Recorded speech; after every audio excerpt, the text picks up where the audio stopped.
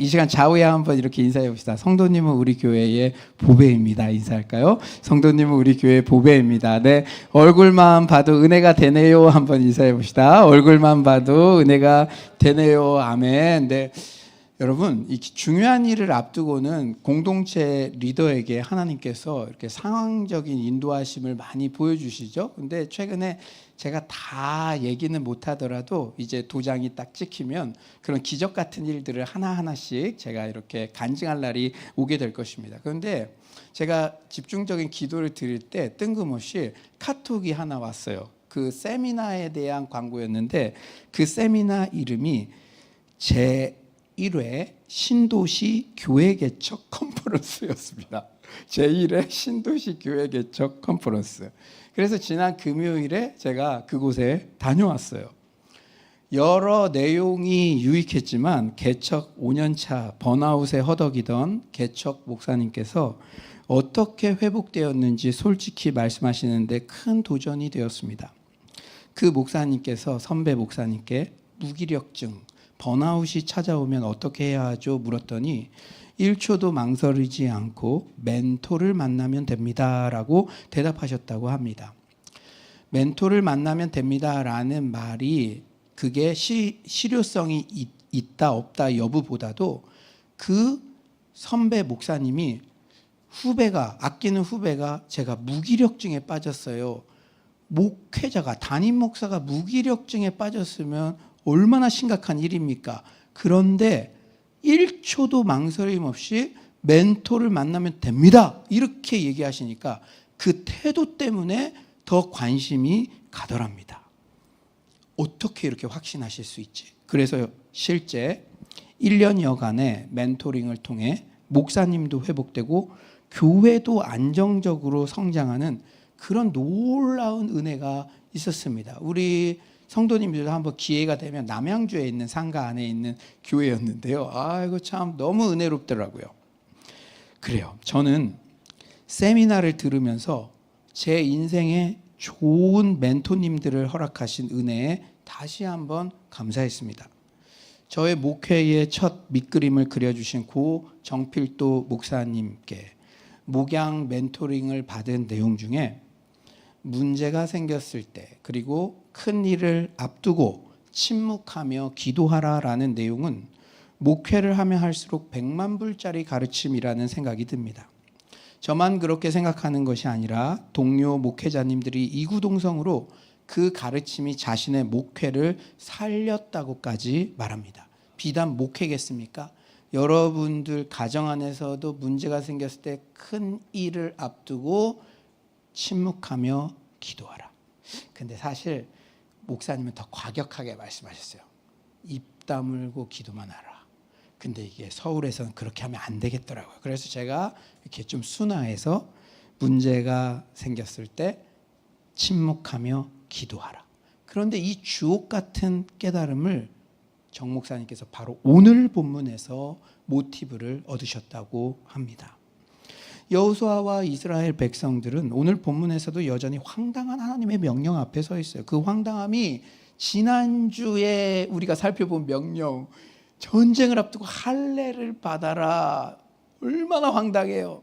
그런데 그 황당함으로는 삐까삐까합니다. 오늘 명령도 어떤지 한번 여러분 들어보세요. 하나님께서 내리신 명령.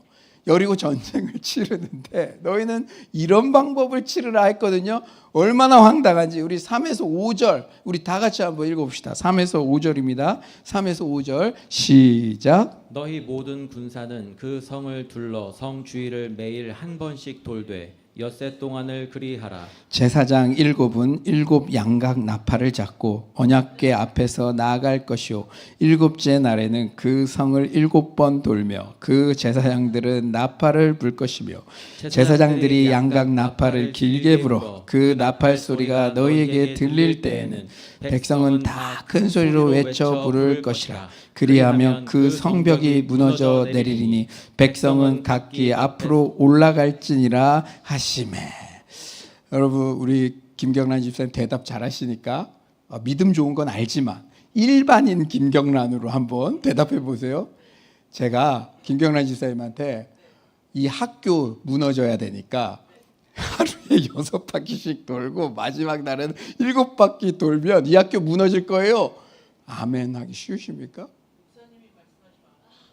와, 조금 짜고 한 것 같잖아. 내가 말 안 하면 일반적으로 그런 얘기를 들었을 때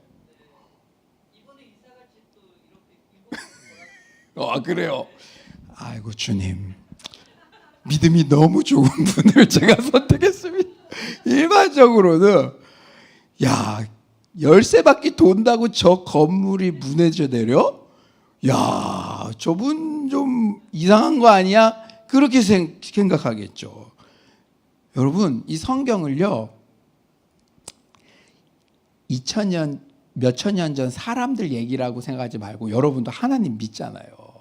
근데 여러분들이 그 무슨 일이 있는데 전쟁 전에 할례를 받으라고 한다든지 아니면 여기 13바퀴 돌면은 여러분 만약에 우리 큰 교회에 있는데 13바퀴 돌면 그 교회에 우리 줄 거야. 그러면 우리 오후 예배 때 갑시다. 그러면 돌겠습니까? 머리가 돌겠죠. 잘못하면은. 그런 명령들이라는 거예요. 어떻게 보면 황당하기 그지없는 우리의 상식으로는 여러분 6일 동안은 그저 아무 일도 하지 말고 여리고성 주위를 한 바퀴 돌고 7일째는 7번 돌라. 그리고 이스라엘 백성들이 일제히 큰 소리를 지르면 여리고 성벽이 무너진다는 이 말씀 앞에 우리가 그 당시 이스라엘 백성들 전쟁에서 지면은 죽을 수도 있는 이스라엘 백성들이라면 이 명령 앞에 어떻게 순종하기가 쉽겠습니까? 여러분들 가끔 교회에서도 목사님이 먼저 그의 나라와 그의 의를 구해 보십시오. 물질과 시간과 재능의 달란트를 주님 앞에 먼저 드려보십시오. 이 말씀을 하는데도 내 현실의 문제가 개입되어 있으면 여러분들은 결국은 믿음으로 선택해서 금요일 날 와서 함께 기도도 하고 함께 꿈꾸겠지만 결국은 승리하겠지만 이게 그리 쉽지 않다는 거예요. 너무 황당하지 않나요? 전 세계 어느 전쟁에서도 아마 이런 전술은 없을 거예요. 7일 동안 도합 13바퀴 돌기만 하고 함성을 지르면 성이 무너진다? 제정신이면 순종하기 어려운 명령입니다. 여리고성의 특징을 알면 더더욱 그렇죠. 여리고성은 가나안 땅의 첫 성이었고 매우 견고한 성이었어요. 고고학적 발굴을 통해 드러난 여리고성은 예루살렘에서 동북쪽으로 약 30km 떨어진 지점에 위치했었어요. 크기는 가나안의 많은 성읍 중간 정도였어요. 여리고성은 가파른 경사지의 정상에 위치하고 있었고 성벽은 이중으로 되어 있었어요. 여러 가지 장애물들이 자연적인 방어벽 구실을 하고 있었기 때문에 공격이 거의 불가능한 곳. 잘 훈련된 군사들도 많았습니다. 높은 곳에 있는 망대에서 멀리 있는 적군의 동태까지 파악할 수 있었으므로 정복하기가 거의 불가능한 난공불락의 유명한 요새였어요. 하나님께서 정복하라는 성읍은 이렇게 막강했습니다. 사람의 생각으로는 도저히 무너질 수 없는 성읍이었죠. 그런데 이런 난공불락의 성읍이 그냥 13번 돌고 함성을 지르면 무너진다고요? 지나가는 개나 소도 웃을 법한 황당한 명령이었습니다. 그런데 그 난공불락의 성읍이 완전히 무너졌습니다. 아멘이십니까? 여러분의 가정 가운데, 인생 가운데 저 인간은 절대 마음을 안 열어 무너질 수 있게 될 줄 믿습니다. 믿음으로 순종할 때. 그런데 이건요 그냥 역사 속에 등장하는 그런 신화 같은 이야기가 아니라 실제 고고학자들이 여리고성 무너진 터를 발견했는데 이 고고학자들이 발견하면 외부의 힘이 가해져서 무너졌는지 내부의 힘으로부터 무너졌는지 그건 확인이 되잖아요. 근데 놀랍게도 내부의 힘으로부터 무너지기 시작했대요. 그러니까 적군이 막 공격해서 무너졌다는 게 아니죠. 그리고 내부에서 쿠데타가 일어났다는 역사도 없는데 여리고성은 하나님께서 무너뜨리신 줄 믿습니다. 여러분 이 난공불락에 여리고성이 무너졌어요. 그것도 하나님께서 내리신 황당하게 그지없는 바로 그 방법으로 말이에요. 여호수아 6장 20절을 우리 다 같이 한번 기쁨으로 한번 읽어볼까요? 여러분의 인생에도 기적, 여리고성이 무너지는 기적이 일어날 줄 믿습니다. 여호수아 6장 20절 우리 다 같이 한번 읽어봅시다. 시작. 이에 백성은 외치고 제사장들은 나팔을 불매 백성이 나팔 소리를 들을 때에 크게 소리질러 외치니 성벽이 무너져 내린지라 백성이 각기 앞으로 나아가 그 성에 들어가서 그 성을 점령하고. 그렇다면 여호수아와 이스라엘 백성들은 어떻게 이렇게 완전한 승리를 거둘 수 있었을까요? 한마디로 여호와께서 함께 하셨기 때문입니다. 오늘 여호수아 6장 27절은 방법을 잘 써서 뭐 그 시기가 좋아서 그런 거 쓴 게 하나도 없어요. 그리고 뭐 여호수아가 잘나서 그런 것도 쓴 게 하나도 없어요. 그저 여호와께서 함께 하셨기 때문에. 여호수아 6장 27절도 우리 다 같이 한번 읽어볼까요? 6장 27절입니다. 시작. 여호와께서 여호수아와 함께 하시니 여호수아의 소문이 그 온 땅에 퍼지니라. 아멘. 우리는 계속해서 여호수아 말씀을 통해 비전에 대해 살펴보고 있어요. 그런데요, 우리 특히 젊은 분들, 우리가 하나님의 비전에 대해 오해하지 말아야 할 게 있습니다.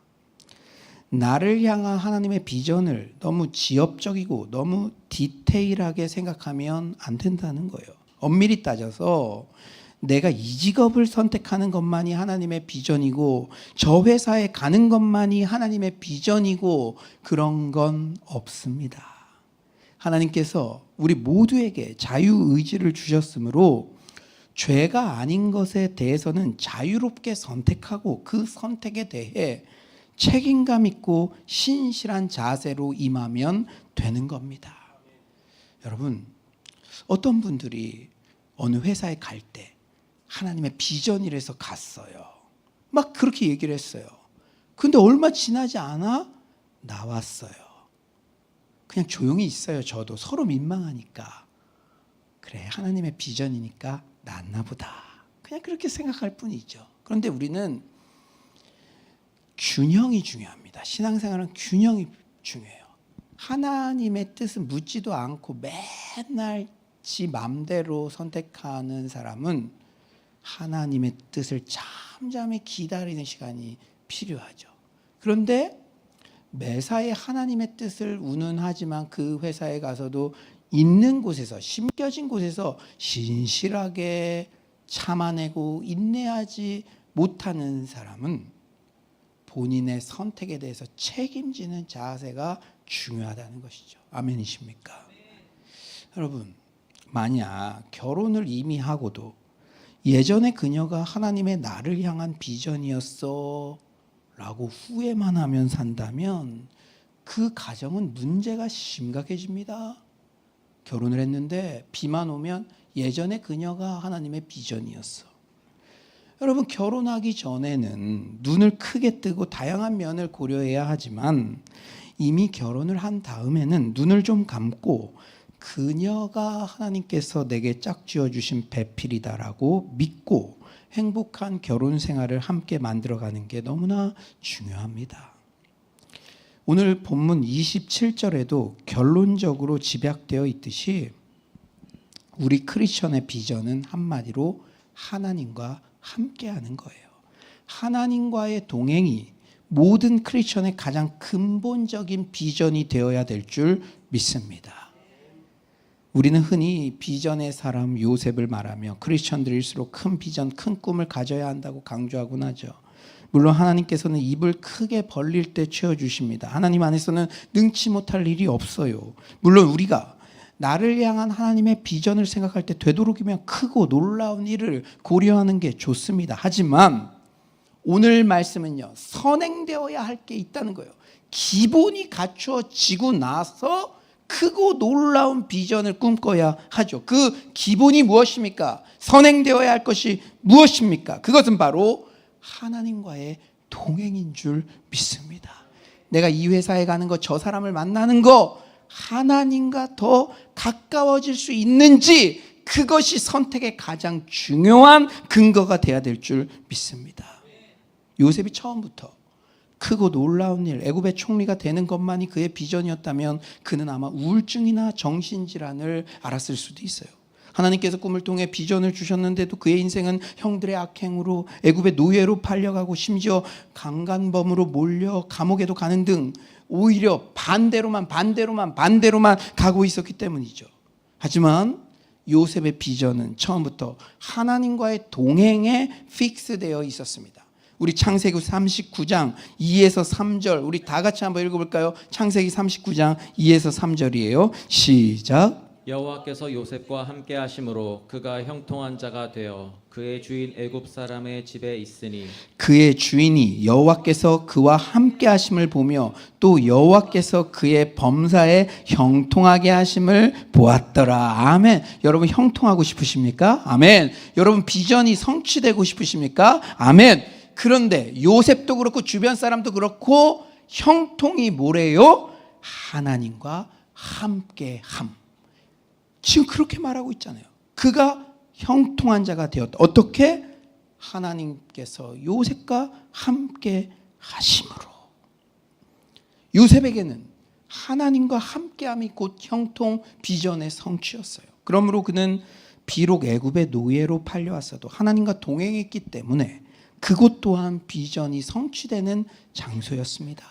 스카이 대학만, 그 대기업만 하나님의 비전이 성취되는 곳이 아니라 내가 비록 목표로 한 대학에 못 갔어도 그리고 내가 목표로 한 기업에 못 갔어도 그곳에서 신실하게 하나님의 뜻을 발견하고 그곳에서 좋은 교회 공동체에 만나서 주님과 가까워지게 됐다면 그것이 곧 비전의 성취고 그 공간도 비전을 이루는 훌륭한 우리에게 선물이 될 줄 믿습니다. 요셉은 강간범으로 오해를 받아 감옥에 갇혔을 때도 그 억울한 상황에서도 하나님과 늘 동행했어요. 그래서 하나님께서 주시는 지혜로 불신자 바로의 꿈을 탁월하게 해석해 주었고 불신자 바로 또한 요셉에 대해 하나님의 영에 감동된 자라는 극찬을 했습니다. 창세기 41장 38에서 39절이죠. 바로가 그의 신하들에게 이르되 이와 같이 하나님의 영에 감동된 사람을 우리가 어찌 찾을 수 있으리요 하고 요셉에게 이르되 하나님이 이 모든 것을 내게 보이셨으니 너와 같이 명철하고 지혜 있는 자가 없도다. 할렐루야. 여러분들이 다 이런 평가 받게 될 줄 믿습니다. 오늘 순서를 잘 알아야 돼요. 우리가 하나님과 동행함이 우리의 가장 우선적인 선결적인 기본적인 비전이 된다면 항상 이 사람은 매력적인 사람이겠죠. 사장이 볼 때도 환경이 여의치 않은데 항상 적극적이고 항상 그 안에서 감사를 발견하고 그러면 만남을 통해서 결국 요셉이 애굽의 총리가 된 것처럼 그런 큰 꿈을 이루어 주시는 데까지 가게 되는 줄 믿습니다. 처음부터 큰 거 이게 아니라 동행하고 함께함이 복입니다. 고백하며 나아갈 때 그 끝은 하나님께서 책임져 주시는 줄 믿습니다. 이 순서를 놓쳐서는 안 돼요. 사랑하는 여러분, 우리 또한 요셉처럼 하나님과의 동행이 우리의 1차적 비전이 될 때 높은 산이 거친 들이 조막이나 궁궐이나 내 주 예수 모신 곳이 그 어디나 하늘나라 내 주 예수 모신 곳 하나님과 가까이 함이 내게 복입니다. 그럼 위대한 믿음의 고백을 하게 될 줄 믿습니다. 애굽의 노예 감옥 같은 고난의 상황에서도 내 주를 가까이 함이 내게 복이었다는 고백, 그것 또한 나의 비전이 성취되는 장소였다는 감사의 고백을 하게 될 줄 믿습니다. 그렇다면 여러분 이제 크리스천의 1차적 비전은 곧 하나님과의 동행이라는 것을 깨달았어요. 그러면 하나님과의 동행은 어떻게 이루어지는 것일까요? 첫째, 하나님과의 동행의 핵심은 바로 하나님의 말씀입니다. 하나님의 뭐라고요? 말씀. 오늘 본문에서도 여리고성 전투 전체를 이끌어가는 것이 바로 하나님의 말씀이에요. 우리가 새로운 예배 처소를 향해 갈 때도 하나님의 분명한 말씀에 인도하심을 쫓아 한 걸음 한 걸음 가는 거예요. 특히 축복의 땅을 향하여 이 시리즈 설교를 하는 중에 인도하심을 받고, 저에게는 이 시리즈 설교를 하는 중에 매주 은혜였지만 결정적인 은혜의 시간들이 있었는데, 홍해 신앙에서 요단강 신앙으로 다 해주고 그때 그냥 구원받아서 가는 게 아니라 성장한 이후에는 너희들이 첫 발을 내디더라. 하나님께서는 말씀으로 인도하시는 줄 믿습니다. 오늘 본문의 중심에는 하나님의 말씀이 있어요. 하나님의 말씀이 여러 사람들을 움직이는 것을 보게 됩니다. 우리 2절 다 같이 한번 읽어볼까요? 2절입니다. 2절 시작. 여호와께서 여호수아에게 이르시되 보라 내가 여리고와 그 왕과 용사들을 내 손에 넘겨 주었으니.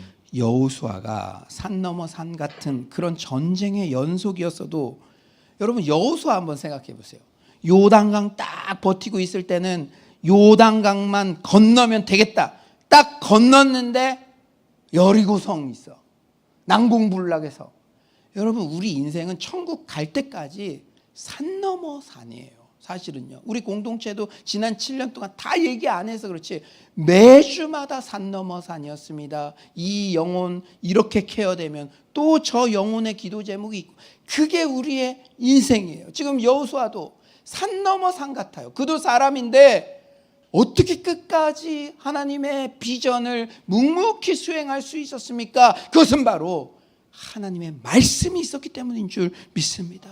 여호와께서 직접 여호수아에게 여리고를 너의 손에 넘겨주었어. 말씀해 주셨기 때문에 그는 하나님과 동행하며 나아갈 수 있었죠. 전쟁을 하다 보면 위기도 오기 마련입니다. 마음이 흔들리기도 해요. 하지만 그때에도 여호와의 말씀을 기억하며 하나님의 함께 하심을 확신할 수 있습니다. 여러분 마음이 흔들리시는 영역 있습니까? 말씀을 기억하십시오. 말씀을 기억할 때 믿음이 부어지는 줄 믿습니다. 유기성 목사님 늘 강조하시는 예수 동행 일기의 가장 첫 섹션도 바로 하나님께서 감동 주신 말씀을 기록하는 거잖아요. 말씀이 동행의 핵심이니까. 오늘 본문에서 여러분 그런데 이렇게 유심히 볼 게 있어요. 성경이 이래서 재밌습니다. 하나님께서 말씀하시는데 모든 백성들에게 다 모여놓고 말씀하시는 게 아니에요.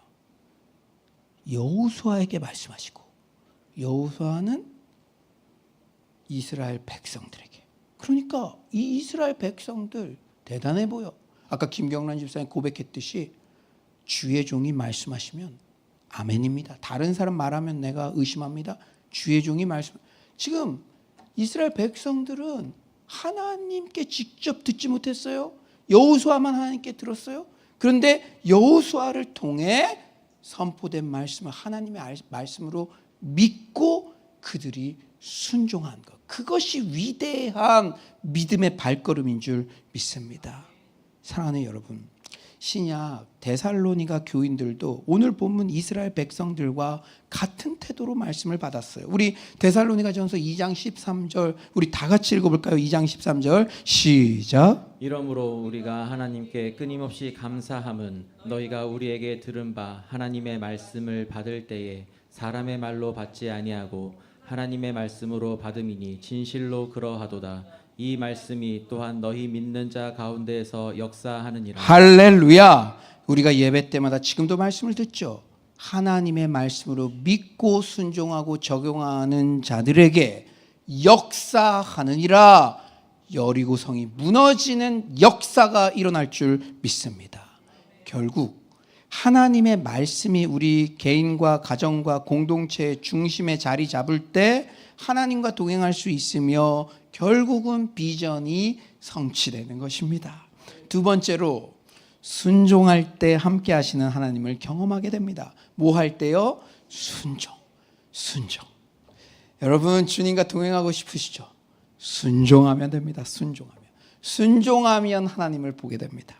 오늘 말씀 중 가장 감동이 되는 것이 바로 8절이에요. 8절 우리 다 같이 한번 읽어봅시다. 8절입니다. 시작. 여호수아가 백성에게 이르기를 마침에 제사장 일곱은 양각 나팔 일곱을 잡고 여호와 앞에서 나아가며 나팔을 불고 여호와의 언약궤는 그 뒤를 따르며. 여러분 8절을 잘 보십시오.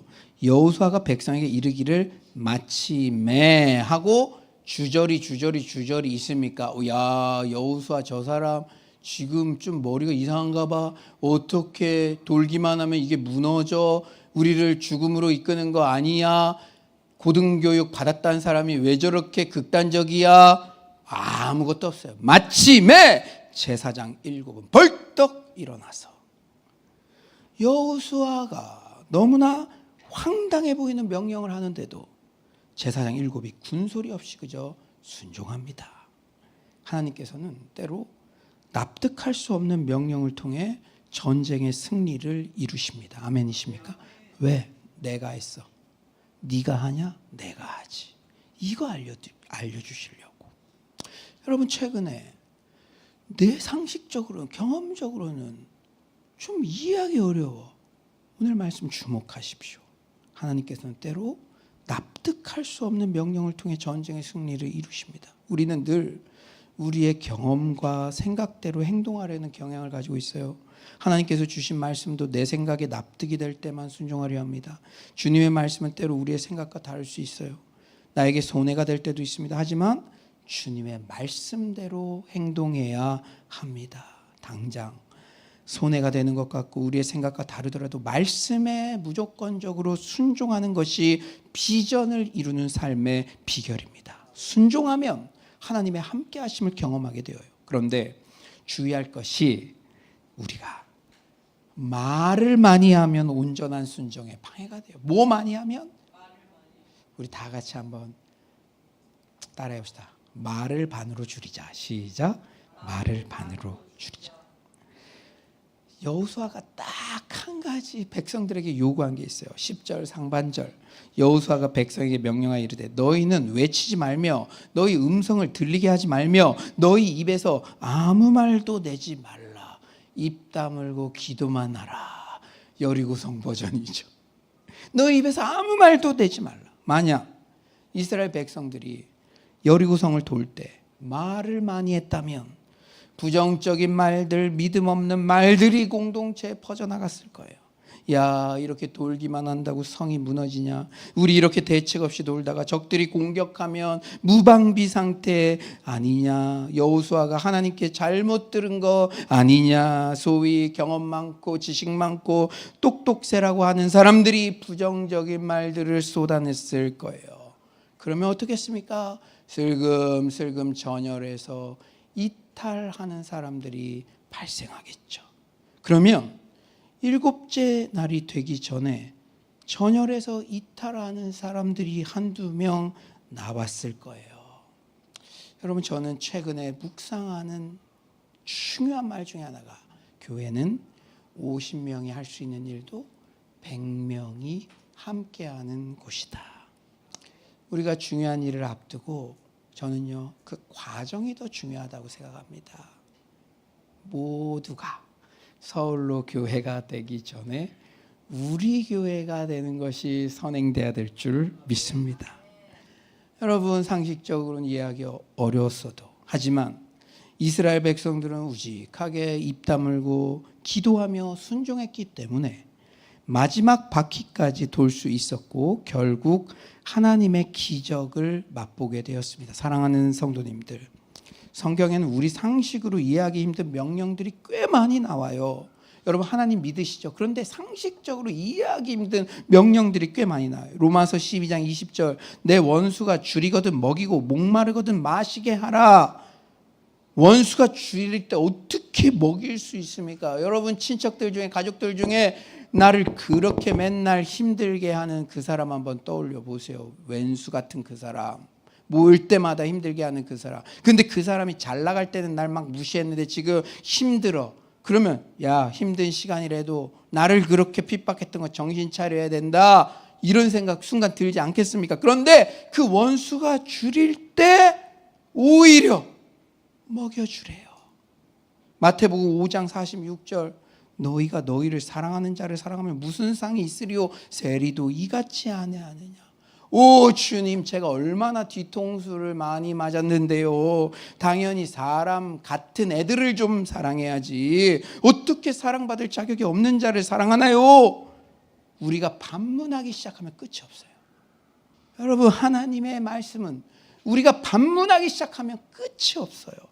하지만 우리의 입을 다물고 사랑하는 마음이 들 때까지 기도하고 자신의 생각을 꺾고 하나님의 말씀에 순종할 때 하나님을 경험하게 될 줄 믿습니다.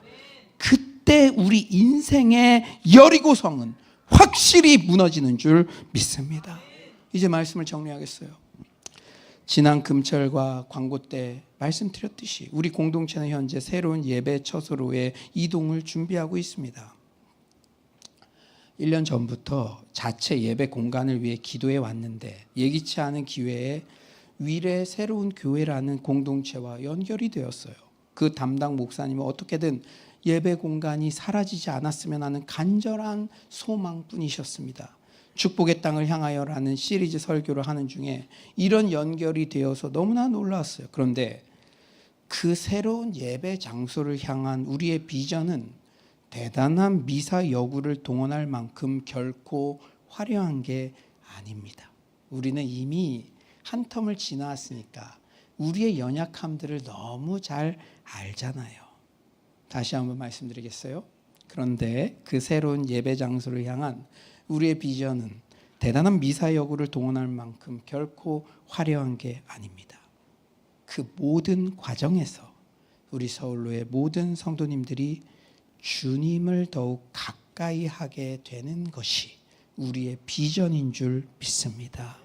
교회는 만민이 기도하는 집인데 이곳에는 여러분들이 새벽에만 마음이 아픕니까? 저녁에만 마음이 아픕니까? 오전에도 오후에도 마음 아파서 주님께 오고 싶을 때도 있는데 못 오잖아요. 제한적이잖아요. 언제든지 성도님들이 기도할 수 있는 그런 공간이 생기게 되어 그저 감사한 것이죠. 또한 우리 찬양팀들, 음향, 영상 스태프들 매주마다 악기 세팅, 음향, 영상 세팅 늘 매주 개척교회야. 매주 에너지 빼앗기지 않고 더욱 예배에만 집중할 수 있는 환경이라 그저 감사한 것입니다.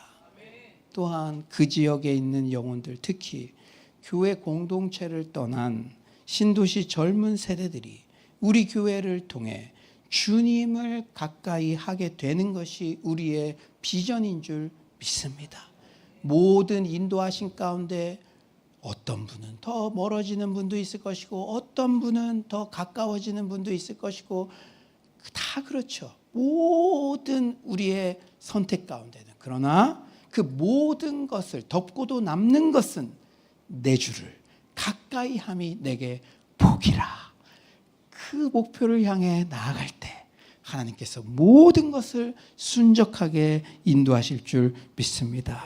사랑하는 여러분, 주님과의 동행이라는 비전을 위해 하나님의 말씀을 우리 삶의 중심에 둡시다. 입당할 때까지의 모든 과정을 여호수아 주일 설교 말씀대로 한번 한 걸음 한 걸음 따라가 보세요. 오늘은 이번 주에는 믿음으로 순종할 때 여리고성이 무너질 것이다. 행동뿐 아니라 마음 관리, 생각 관리, 부정적인 말, 음란한 말, 침묵하며 기도만 하자. 마음 관리, 생각 관리 승리하며 순종의 발걸음 내디뎌 보세요. 여리고성이 무너지는 역사를 경험할 줄 믿습니다. 또한 침묵하며 기도하는 마음으로 순종해 봅시다. 홍해 신앙에서 요단강 신앙으로 우직한 믿음으로 전쟁 전에도 할례를, 침묵하며 기도하는 마음으로 순종을, 이미 들은 말씀만 순종해도 하나님께서 난공불락 같은 여리고성을 무너뜨리실 줄 믿습니다. 경험하게 될 거예요. 경험. 이 여리고성이 단순히 건물 아니에요. 특히 여러분, 강팍한 내 배우자의 마음 무너지게 될 줄 믿습니다. 한 걸음 한 걸음 말씀에 순종하며 나아갈 때 아무쪼록 오직 말씀에 순종함으로 주님과 더욱 가까이 하는 비전의 성취, 형통의 축복을 모두 누리시는 서울로의 모든 성도님들 되시기를 간절히 축원합니다.